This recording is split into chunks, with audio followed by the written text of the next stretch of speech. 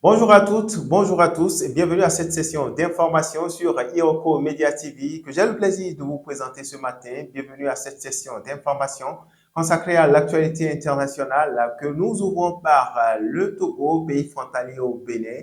Là-bas, justement, avec cette actualité relative au retrait, oui, justement, de visas, sinon les restrictions de visas américains. Et le Togo qui a donc réagi, le gouvernement togolais a réagi officiellement ce lundi 9 juin 2025 à la décision du président américain Donald Trump de restreindre l'entrée des ressortissants de sept pays dont le Togo sur le territoire des États-Unis. C'est à travers une déclaration du ministre des Affaires étrangères Robert Doucet publiée sur les réseaux sociaux. La décision des États-Unis s'impose donc et vise à imposer des restrictions de visa à plusieurs pays, dont le Togo, est entré en vigueur dans la nuit du dimanche 8 au 9 juin 2025.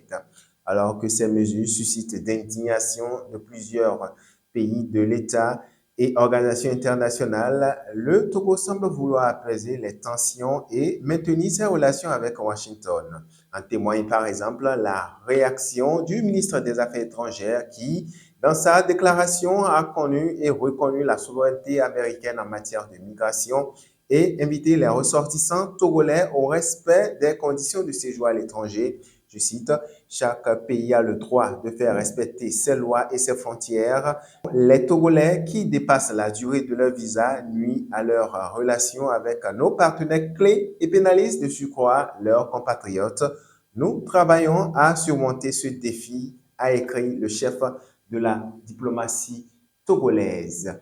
Et dans le reste de l'actualité, on reste toujours aux États-Unis pour aborder cette fois-ci cette actualité relative au seuil de pauvreté extrême, un nouvel étalon aux implications multiples pour les États, notamment la Banque mondiale qui a élevé le seuil de pauvreté jusque-là fixé à 2,15 $ pour l'aligner sur de nouvelles données de la parité de pouvoir d'achat collecté en 2021. C'est un changement loin d'être anodin, redéfinit les contours de la pauvreté extrême dans le monde et appelle à une adaptation des politiques aux États-Unis. Il faut préciser que la Banque mondiale calcule les seuils de pauvreté afin de suivre les progrès mondiaux vers l'éradication de l'extrême pauvreté. Il faut dire que oui, le nouveau seuil de 3 $ par jour équivaut justement à environ 200 000 francs CFA élargis automatiquement à leur périmètre et celui des populations d'extrême précarité. Des millions de personnes qui, selon l'ancien barème, n'étaient pas comptabilisées, sinon comptabilisées, parmi les plus vus seront les plus pauvres. Ils seront désormais donc de cette arcane-là. Cette révision statique d'apparence technique soulève des implications concrètes. Le relèvement du seuil international de la pauvreté signifie en premier lieu que l'ancien niveau ne reflétait pas en adéquation ou n'était pas en adéquation, oui, plus le coût réel de la vie dans les pays du faible revenu.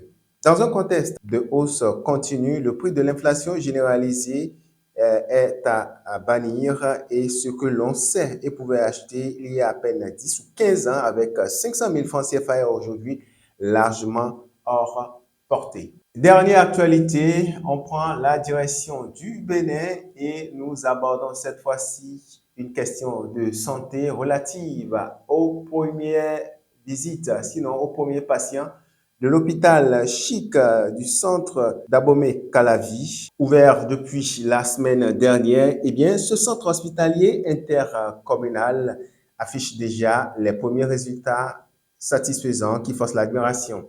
L'établissement a déjà accueilli 50 patients. Tenez-vous tranquille. Le Chic a démarré, pour rappel, ses activités il y a juste une semaine avec une stratégie d'ouverture progressive visant à sécuriser chaque étape de la prise en charge des patients. Sur la page Facebook de ce centre présente donc ses premiers résultats encourageants et ces patients donc ont une satisfaction plus de la moyenne, 9,30% sur 10.